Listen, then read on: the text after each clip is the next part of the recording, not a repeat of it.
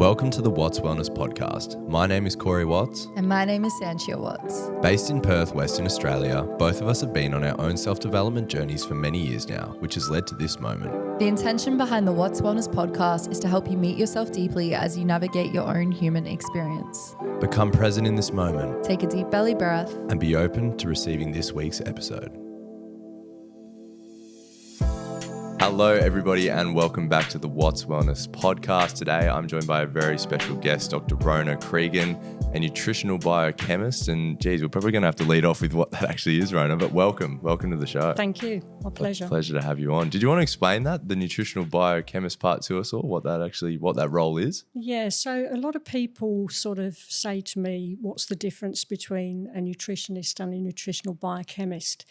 And it really comes back to how I trained in science originally. I was a clinical biochemist that worked in a hospital laboratory doing blood tests that everybody knows.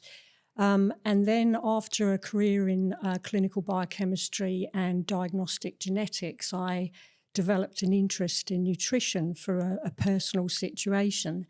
And I went and studied formally nutrition. And now all of these areas of my professional training have come together in what we call nutritional biochemistry and integrative medicine. Yeah, wow, there you go. Such a cool title, and the doctor title as well. That's always a good one to be able to lead off with. Love it.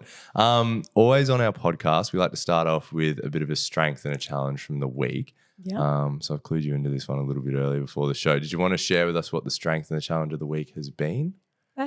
I would say my strength this week has been I reached a milestone on my Peloton tread. Oh, really? Unreal. Yeah, beautiful. And that was also a challenge. Yeah. So I managed to do back-to-back spin classes and running classes, which I haven't done before. Yeah, beautiful fitness. Yeah, unreal. So Love it. Fitness. Yeah, beautiful. Love that. That's an awesome strength and challenge for the week. I always like to share mine as well. Geez, I've asked you to think about yours and I haven't actually thought about mine at all. But I would say my strength this week has been listening to my body. I think that's been a big one. First week back at football training. So just sort of taking the time to feel stuff out a little bit and not try and blow the lid off and end up sore as hell. So I think that's been a real strength for me. And I'd say that's probably been the challenge as well, is just getting back into football and all the hectic training. We had 35-degree weather on Tuesday for the first session back and it was a bit of a grind, but yeah, got through it, which was really good. So well done. Yeah, thank you. I appreciate it.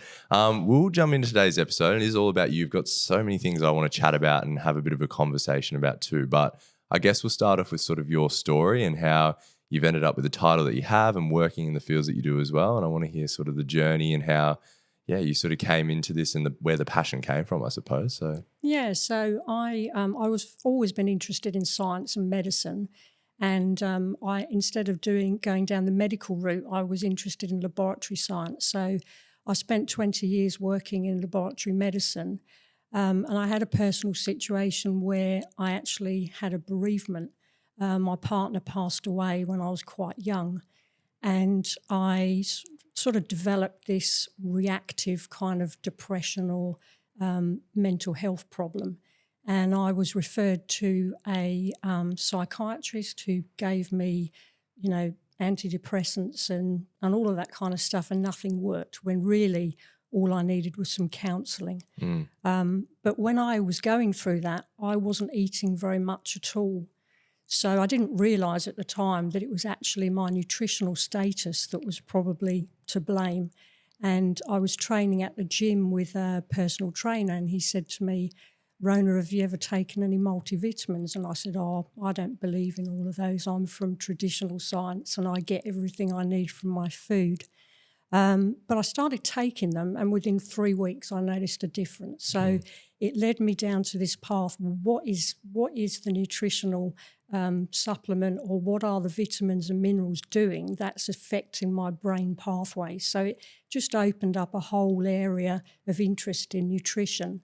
So then I went and studied nutrition medicine, and I did a master's in that, and just left laboratory medicine and started helping people with, nutrition and health and regaining their health. And then I actually went back. I was asked to go back and do a PhD in laboratory medicine, and it was looking at lifestyle and nutrition in Alzheimer's disease. So that was what I did my PhD in, but it was laboratory based. So it's all sort of come around, I suppose, 360. Yeah. And I use elements of all of those areas of my professional life to help people. Yeah, definitely. And I mean, helping people is sort of the big thing. So how would you describe sort of your role as a nutritionist, and how does nutrition play a role with helping those people? Like, what are sort of the main focuses and things that you would try to incorporate depending on what somebody's got going on for them? Well, I think when we think about traditional medicine is really good at keeping people alive if they've had an injury or an acute illness like an infection. But it's not really good at addressing the majority of people that have sort of chronic health conditions. So a typical person that comes to see me usually has problems with weight management, they have digestive disorders, they have hormone imbalances, they're usually very toxic, they have brain problems, brain health problems.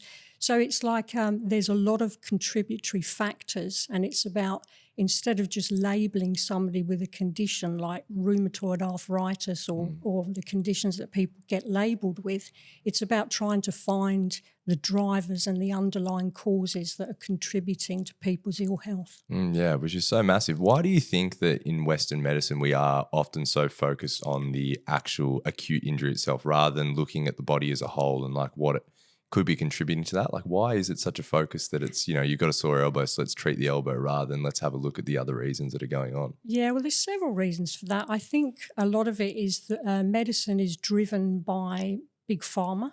And there's nothing wrong with that, but it's also a time thing. If somebody goes to see a GP about a condition, they usually only get time to consider that one condition.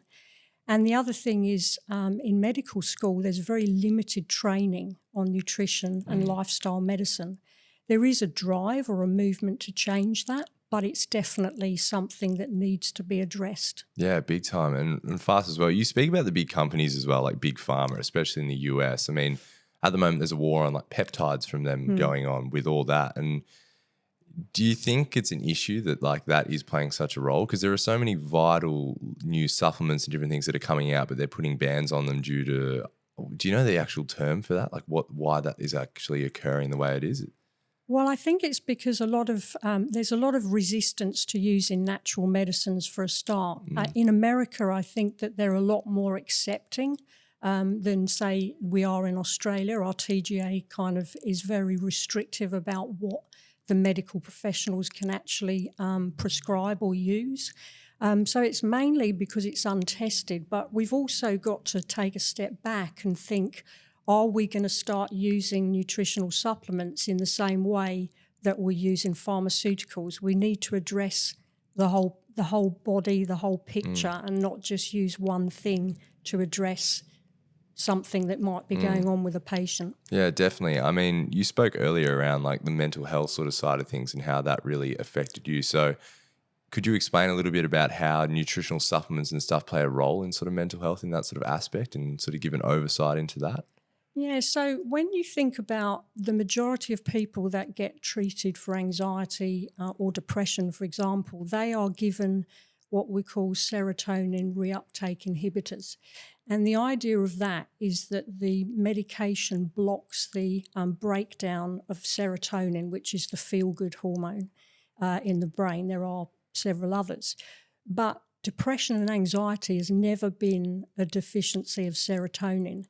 And in my case, when the serotonin reuptake inhibitors weren't working, it was because I wasn't providing my body with the building blocks that it needed to make the neurotransmitters in the first place. So we need tryptophan, we need tyrosine from protein, we need all the B vitamins, we need iron, we need copper, we need vitamin C.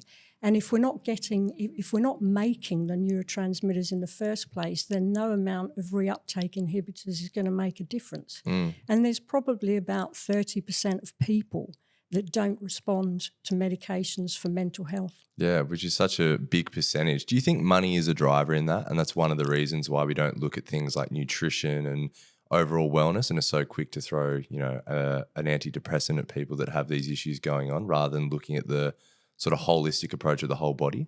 Well, I think it's because that's the way the medical profession is trained. They're trained to use medications to treat, and it's also a timing thing. An average patient that comes to me will spend an hour in their first appointment, and we go through a lot of background health. We go through, all of their childhood illnesses. We look at if there's any triggers, if there's been an infection or some kind of trauma. Look at very closely at what they eat, whether they're reacting to any types of foods. So it's a much more complex kind of way of looking at patients it's an easy way to give somebody a pill, and some people want that. And it works in some people, but it doesn't work for everyone. Yeah, it's so interesting. I mean, I've been someone that's been on both sides of the coin and definitely found that your approach to things has helped me massively with a bunch of different stuff. I've come in and see you a lot, and that is how we know each other, which I think should be shared. One of the things you mentioned in there was sort of intolerances to food and things that are occurring. And I wanted to talk a little bit about how food at the moment is now changing, and it's changing how it reacts with our body. Gluten's a really good sort of one for that, with how it's genetically kind of changing to have a higher gluten tolerance in things like wheat and things like that. Yeah. And now we're not being able to tolerate that. So is this an issue going forward, do you think, in the world with us, or is it just something that we have to navigate and try and work our way through? Well, it is an issue because the food, there's several things about food. Food is mass produced for a start. And the way that it's produced, it's grown very quickly. So they give it lots of specific fertilizers. So a lot of our foods, our fruits and vegetables, are picked before they're ripe.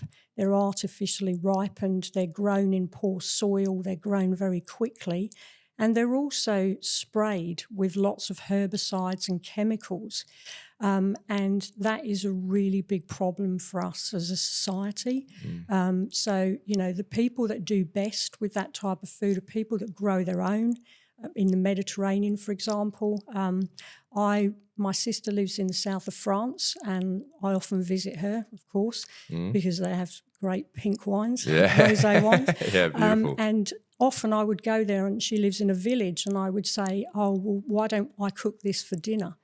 And will I be able to get this, this and this? And she says, well, good luck with that. So you go up to the local grocery store, and you can only get or buy what they've got available locally, and it's usually bruised or it's weird shapes or whatever, but the flavour is amazing, and you can only get seasonal food.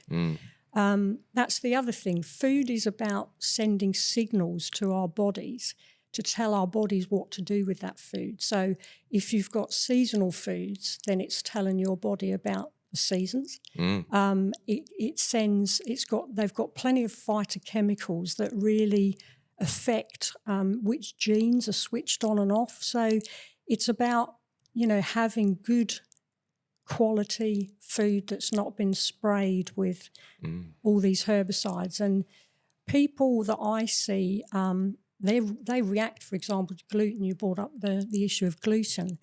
Now, people can be gluten sensitive without being true celiac disease. So celiac disease is the true immune-driven gluten sensitivity. And if somebody has celiac disease, they can never eat gluten. But people can develop gluten sensitivity because, for example, in Australia, our wheat is grown to have a very high gluten content, and it's been genetically engineered to withstand massive amounts of glyphosate and other herbicides. So we're taking in all of those chemicals. And I also get the comments from people that when they have bread in Australia, bread or pasta, they get a lot of bloating and GI symptoms. But when they go to Italy or France, they don't have the same problem.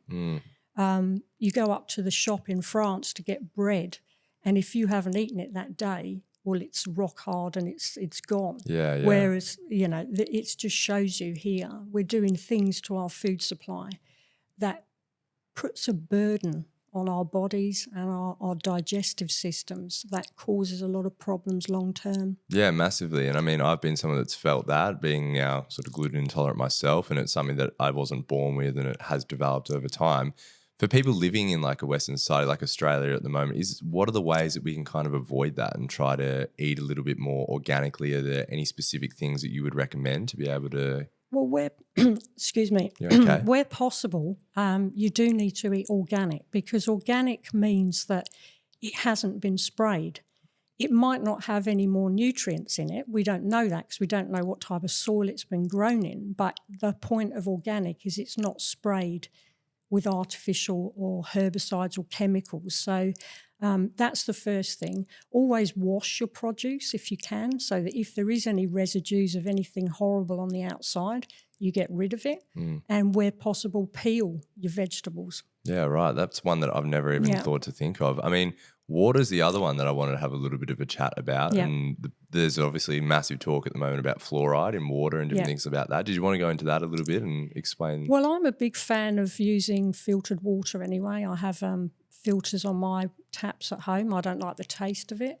I think we're pretty good in Australia compared to some other parts of the world, but I do encourage people to use filtered water where possible. I don't encourage people to continually drink water out of plastic bottles, because that's another thing, especially those soft plastic ones that when you've drunk the water you can just scrunch up the bottle, because they have a lot of BPA, bisphenol A, and other chemicals that are equally damaging to us but just in different ways. I've had a chat to you about BPA before, but what are some of the, I guess, what's the word I'm looking for, negative side effects of ingesting that sort of stuff within your body? What sort of things that can occur from that? So that class of chemical, of which BPA is one, are known as endocrine disrupting chemicals. So BPA, which is a plasticizer, and it's found in many plastics, the central molecule of BPA looks very similar to our estrogen molecule. So when you take in these chemicals, they actually bind to the estrogen receptors in your body and drive processes that shouldn't be switched on. And so this class of chemicals is known as endocrine disruptors, and there's about 50 of these chemicals that are known as obesogens, and they have been classified as making people fat. So all of these things, they just disrupt the normal kind of balance in the body. Yeah, it's amazing like the effect that food and all these chemicals and different things can have on us. And it's something to be so aware of, I think, but also I guess the benefits that food can have in terms of fighting like things like viruses and different things that are coming out. And you can probably tell where I'm leading this one a little bit and wanted to have a chat about. But we obviously had the COVID-19 pandemic that's happened over, the past 5 years and still around at the moment. But I wanted to talk a little bit about how nutrition could have played a role in that, and maybe things that could have been avoided or things that could have been better explored.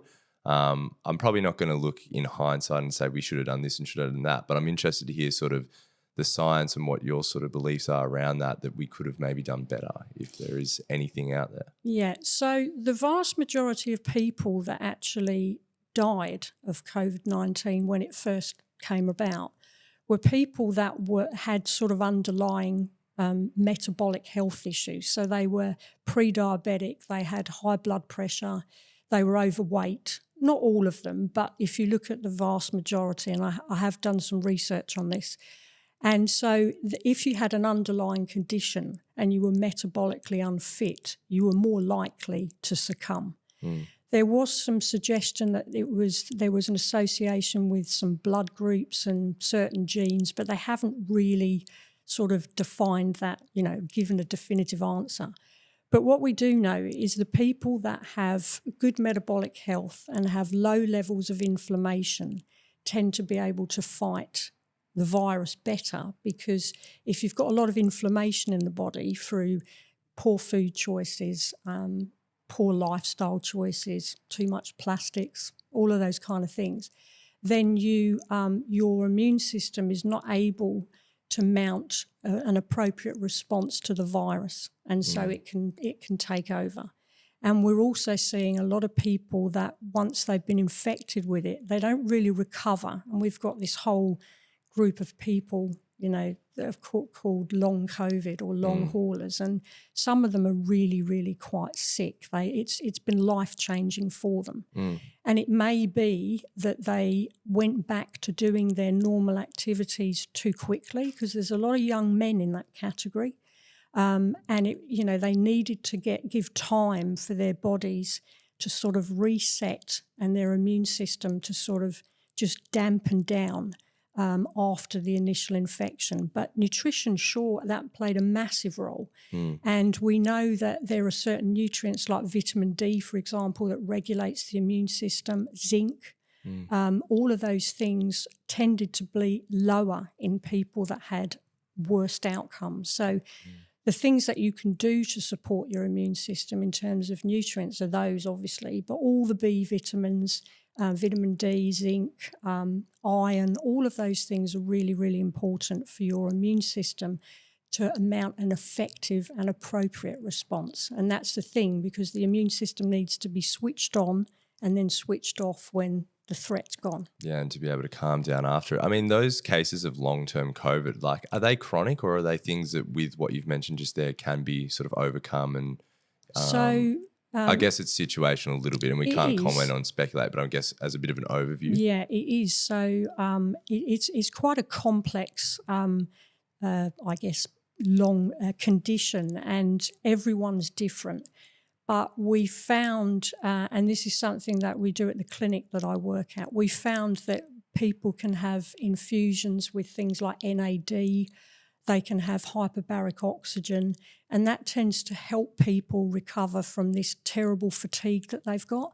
But yeah, it's about replacing a lot of the nutrients, because when your immune system is activated to fight COVID, it's just a massive overdrive, and it's burning through all your nutrients and your energy.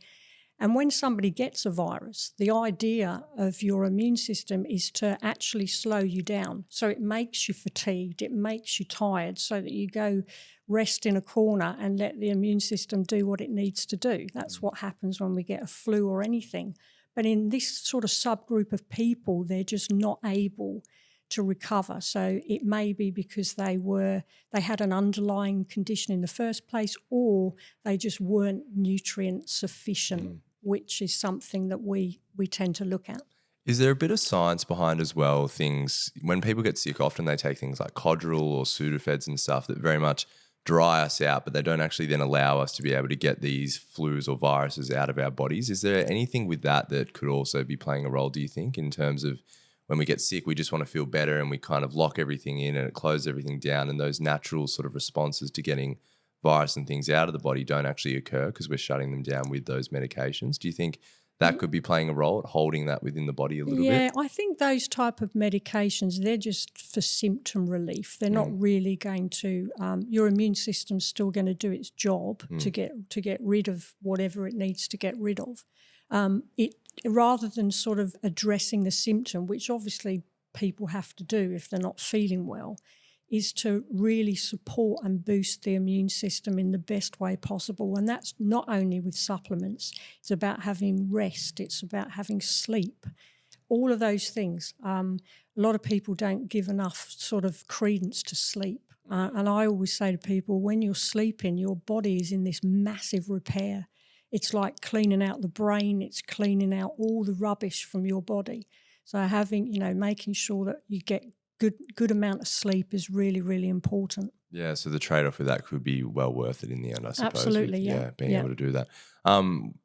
If the virus sort of with COVID-19 obviously was the way it was, could we talk a little bit about the vaccine side of things as well? I wanted to get your thoughts on that, and maybe a little bit about how vaccines work as well for people that aren't sort of aware as well. And I guess we'll talk about that part a little bit too, because I'm always interested in this side of it as well, because it was something that we'd never seen before with the way that it was mandatory and made to be taken and very much rushed out. So I'd love to hear your thoughts and opinions on that one too. So there's, you've got to be really careful when you speak about this, because there's a lot of people that are very opinionated on it. Yeah. I spent a lot of time trying to understand the science, and I don't believe that the vaccine was run out as quickly as people think.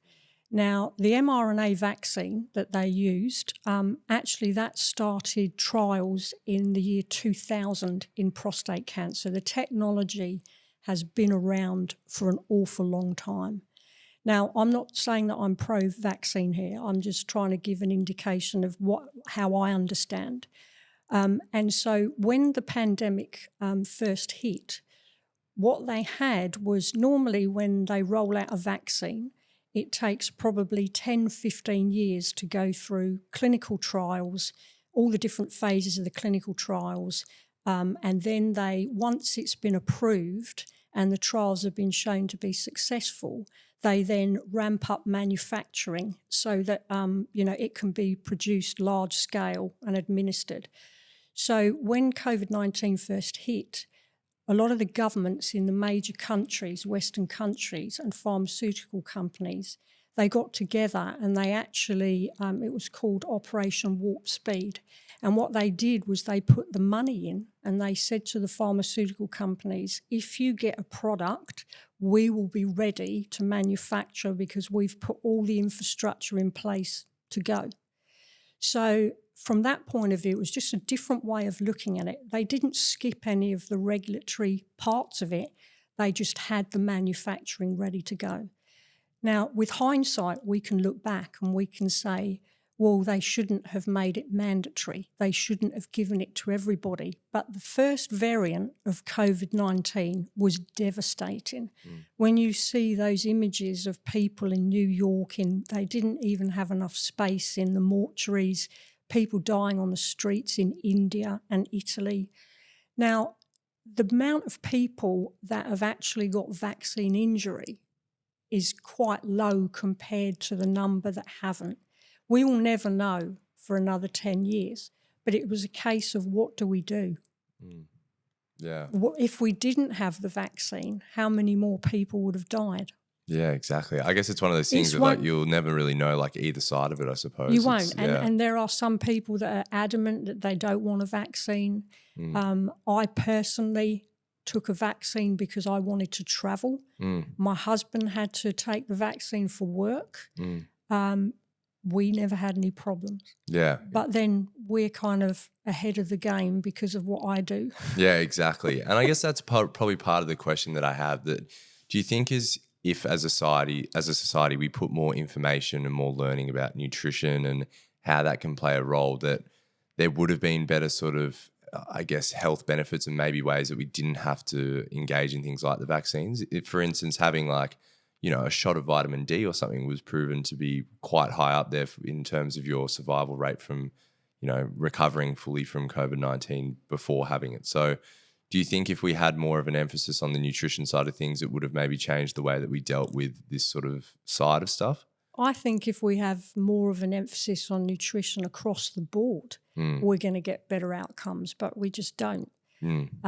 If you, like in America, if you look at their food supply, I mean, it's dreadful. The majority of people in America eat really poorly. They eat massive amount of processed foods, hardly any fresh produce. Some people do, but a lot of the population don't. And we're getting that way in Australia too, because you've got the problem with the cost of fresh food. It's becoming expensive.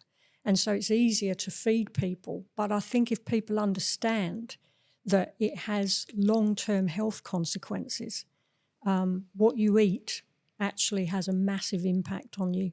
Yeah. What would be your ideal world if you could paint it in terms of sort of nutrition-wise and how we all lived in a society? Like if you could paint the perfect picture, what would you think that would be for us? I mean, that's a really hard question, thanks. Yeah, try to make it tricky. Yeah, one that I threw out. I mean, it would be really nice to have, people growing their own produce and, and making, I guess, processed food, sugary foods really expensive so people couldn't or limited their access to them. But that's not realistic. We have a huge population. How do we do that? Not everybody's got space to grow their own produce. I think that the way we grow food needs to be addressed. There's that awful documentary on at the moment on Netflix. You Are What You Eat, the twin study. Have you seen that? Yeah, I've seen the trailers for it. I haven't actually watched it personally Well, yet. But the thing, it was a little bit disappointing with the science, because it started off being quite scientific with the two twins, the groups of twins, which was great. But it kind of morphed into how dreadful the food production processes and practices are in the US, with the amount of how they farm cattle, how they produce pork. It was awful. It really turns you off. yeah, right. Okay, I can imagine. Yeah. But I don't think we're anywhere near as bad as that in Australia. Do you think that's an overpopulation thing as well? That it's just becoming, there's so many humans on the earth that it is turning into a case of just how can we mass produce as much as we can so we actually keep up with the demands? Well, I think if you look at a country like America, then this program actually shows that their increase in consumption of beef has it's gone massively up. Now we need to be encouraging people to eat less meat so that we're not having to farm so many animals. And actually the amount of methane that the cattle industry produces is more than any other greenhouse gas, any other emissions. And so they've got to do something about that. So I guess that's a good segue into carnivore diet and sort of your thoughts and opinions around that one, especially with meat contributing so much to our, environmental status at the moment. Where do you sort of sit on the carnivore diet debate? Well, firstly, on the environmental status, I don't know that we can sustain the planet on plant-based neither. So, yeah, exactly. There's pros and cons to everything. Exactly. Yeah. But when people say to me, should I be having a vegan diet? Should I be having a carnivore diet? What's the best diet to have? And I always say to people, it totally depends. It depends on your genetics, and we do genetic testing. You've had yours done. You can tell by looking at certain genes whether somebody's going to be more suited to having that type of diet or not. I've seen people doing carnivore diets and their cholesterol's gone through the roof. I've seen people on carnivore diets where it's made no impact. I've seen people do really well on carnivore diets and other people not. It also depends on, how you process fats, for example. So if you're somebody that's prone to having elevated blood cholesterol and triglycerides and you're eating a lot of fatty meat, well, you're probably not going to be doing yourself any favours unless you're using some alkalizing plant foods to sort of balance that out. Having said that, in some people it's okay, but I think it's good to get monitored. And we also don't know, with a lot of these diets, we don't know what the long-term aspect of them is. A carnivore diet's very, very acidic, so we don't know whether that's going to end up pulling out your bone, minerals from your bones. It's going to rip your muscles down long term. We don't know. So I think my personal opinion is you eat what feels right for you and what keeps all your blood markers and your health in check. And what you eat might be quite different to what I eat. Yeah, most definitely. Yeah. Do you think that is something that you'd recommend for people then as well, to go do their homework and get tests like that done, similar to what I have, to actually better understand themselves and what works for them? Because even where you're born, makes a difference in the world. For instance, it does. If you're from the European states and stuff, carbohydrates and things like that are probably going to be more suited to your sort of nature and stuff. Am I right in saying, or just depending on? Yeah, I mean, one of the biggest drivers is that when we do genetic testing, we measure a gene called ApoE. And that has been shown, it's kind of connected a little bit as well to, many years ago, people used to follow the blood type diet. And they said if you were type O, then you were more suited to eating a sort of more sort of hunter-gatherer type diet. And then because group O was the very first one that sort of evolved or came about. And then group A and B, they sort of also developed, and they developed in more agricultural kind of populations. And we see the same with ApoE, which is a gene that you can measure. And if you've got an ApoE4, which is one of the genotypes you can have, that makes you more of a hunter-gatherer. But people, when they see that, they say, if I'm a hunter-gatherer, then I can eat lots of meat and I can, I don't really need many other things. But the problem with that is a hunter-gatherer, a true hunter-gatherer, actually didn't walk around eating meat all the time. They could only eat meat when they caught it, so they didn't eat it all the time. And then the rest of the time they used to eat seeds and nuts and obviously plant-based foods, whereas people that don't have the ApoE4, they're called farmers because they're more sort of suited to having grains and plant foods. So it may be just having some of these genes tested that you can actually determine what probably is the best type of diet for you. But it also goes on, how you feel when you eat foods. A lot of people have got multiple food sensitivities, which is an area I work with people. And certain foods that you completely think are healthy and normal can really not be in some people. And if you've got a whole host of symptoms, GI symptoms, hormonal problems, brain fog, all these kind of things, when you eat foods, it might be that you have an intolerance to histamine, for example, that you've developed. You weren't born with it, but you've developed. So we need to kind of get your GI system back to a good base level, support the microbiome, which is the trillions of bacteria that live in your gut, so that you live in harmony and you're not reacting to foods that you shouldn't. And high histamine foods, for example, are things like tomatoes, capsicum, spinach.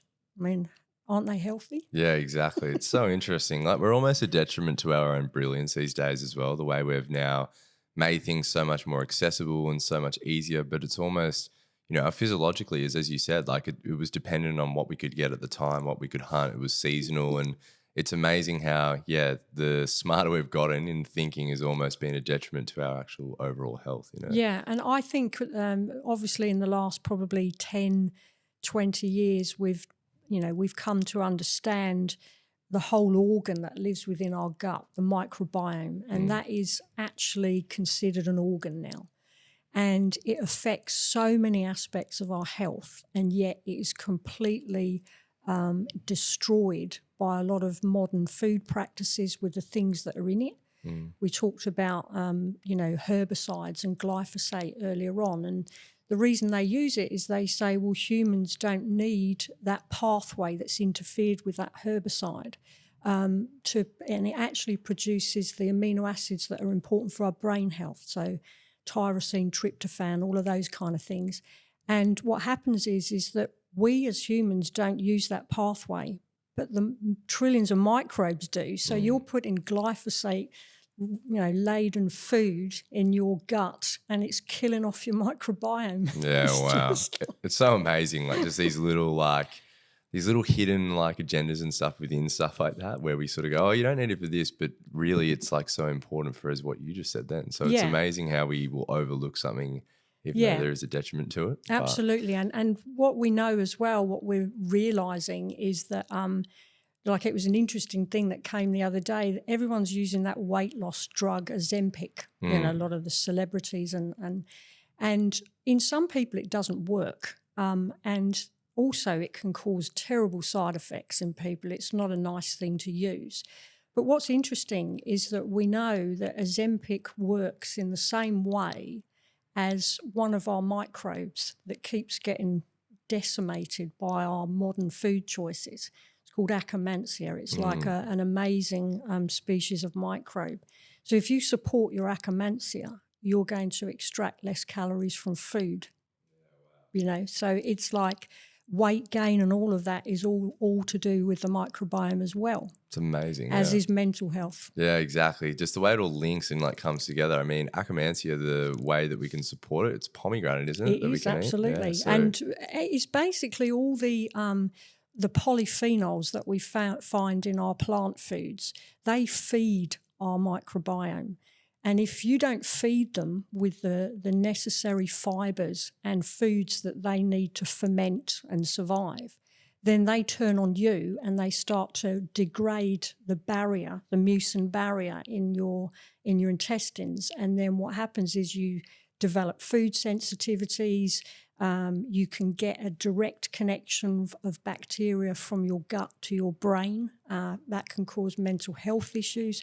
So one of the foundational things that I do and many practitioners do is that we address the microbiome early on and we try and fix that. Yeah, and start with that. That is sort of one of my questions that I was going to ask is, for someone that's probably listening to this and going, all right, like, where do I start with my nutrition? What would your recommendations be for someone that's never really thought much about it, never learned a lot about it? Yeah. Where do you think that they should start to be able to start getting themselves on track and maybe being a little bit more self-aware with what they need? Well, I think it's important to listen to your body. I mean, we all know that. And if you feel that there's something underlying that's not quite right, you don't have the energy you want, you've got brain fog, you've got digestive issues, and you can't really pinpoint, it's really worth seeking professional help with somebody that can sort of drill down in exactly what's going on and which systems in the body need reporting, supporting. And just it's always good, I think, to keep a food diary as well. And then at least when you go see a professional, you can actually say, well, this is what I'm eating. And it varies for people as well. Somebody might just want to lose some weight. Other people are addressing, chronic health conditions. So it really does depend.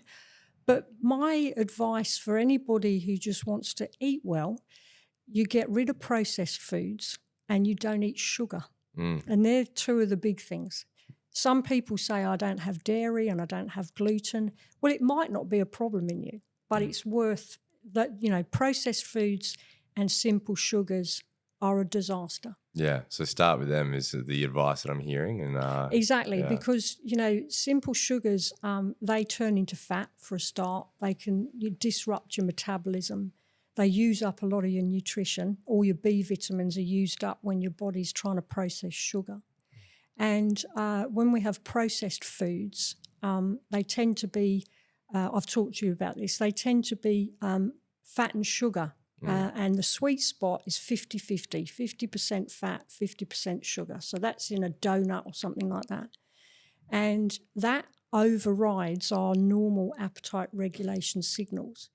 And you cannot, if I put down a bowl of apples in front of you and said, go for it, Corey, eat as many of them as you can. How many are you going to eat?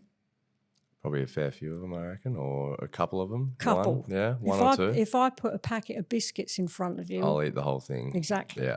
So there's a natural combination of nutrients in foods that sort of regulates appetite. So the 50-50 is completely wrong.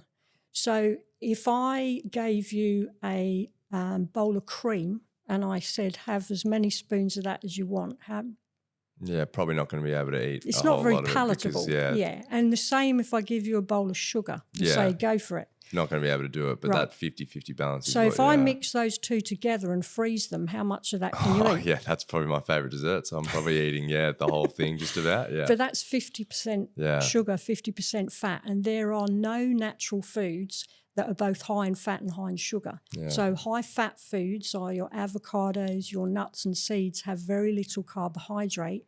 And your high carbohydrate foods, as in your plant foods, so your fruits and vegetables, have high carbohydrate relatively, but they've got a lot of fibre, but they have low fat. Yeah. So it's about eating foods that your body recognises.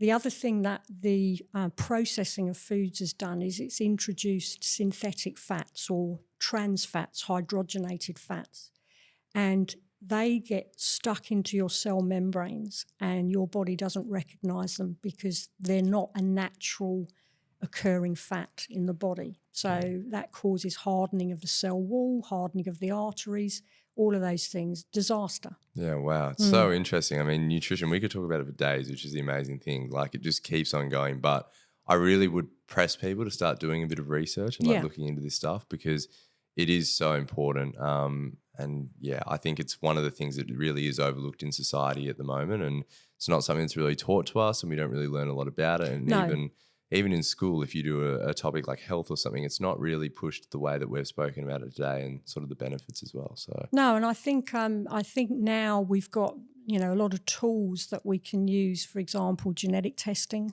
which is fabulous. It's not a test that looks at inherited diseases, so people shouldn't be frightened of it.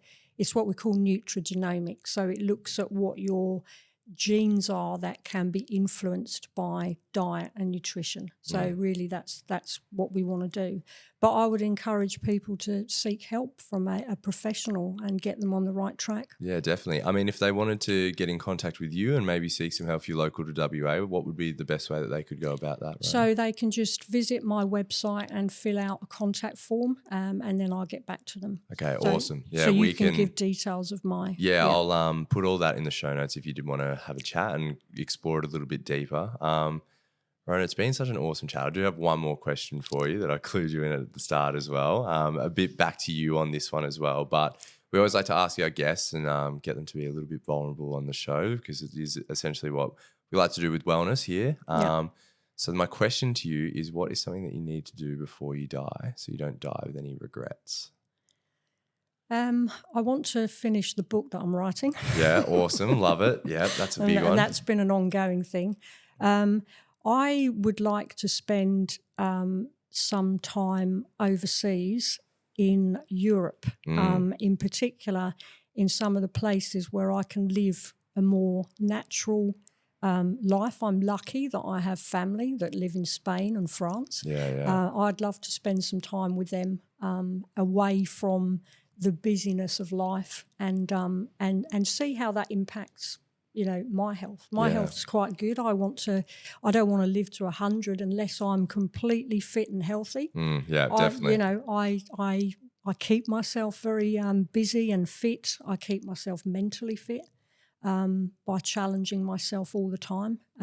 And that's what I want to continue to do. So if I stop doing that, that would be a regret. Yeah, for sure. No, I love that. That's so awesome. I mean, even look on the map and try and find a couple of those blue zones to maybe nestle down in as well. Could be a good one for the future. But we're definitely going to have to get you back on once you finish that book. So I'll hold you that one as well. But thank you for coming on. These chats have been really enlightening. I know people are going to have some awesome takeaways. Even me, we've chatted about this stuff before, but the refresh is just so good for me. And even I've learned so much today. So I can't wait to listen back to the recording and get some takeaways out of it. So thank you. Thank you for having me. It's been a pleasure. Anytime.